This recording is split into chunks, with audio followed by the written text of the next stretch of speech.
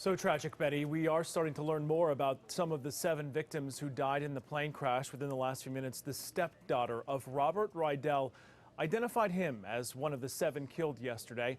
The Connecticut man was a grandfather and father of 3. He was a World War II history buff, and Riddell was on the plane while his wife of 4 years stayed on the ground watching in horror as it went down. This was something that he really wanted to do on his bucket list for,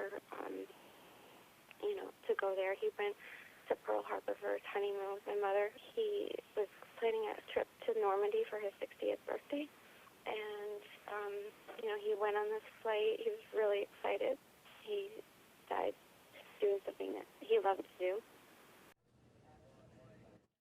This morning, the NTSB on the scene. Investigators combing over the B-17 wreckage at Bradley International Airport just outside Hartford, New England's second busiest airfield. We will not be determining a probable cause while we are on scene. But air traffic control calls are providing insight into the fateful crash. What's the reason for coming back?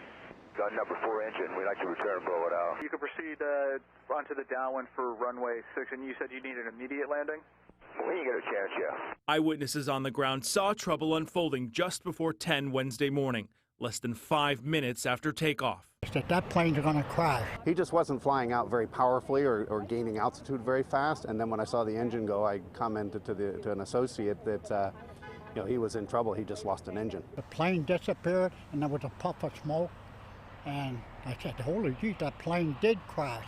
10 passengers and 3 crew members were on board when it crashed and burst into flames on landing. At least 7 people were killed, but someone on the plane and another person on the ground may have saved more lives. A very courageous individual that went towards the plane and assisted folks in getting out. There's also some stories that will unfold later on about folks that were on that plane that were able to open a hatch and assist others in leaving.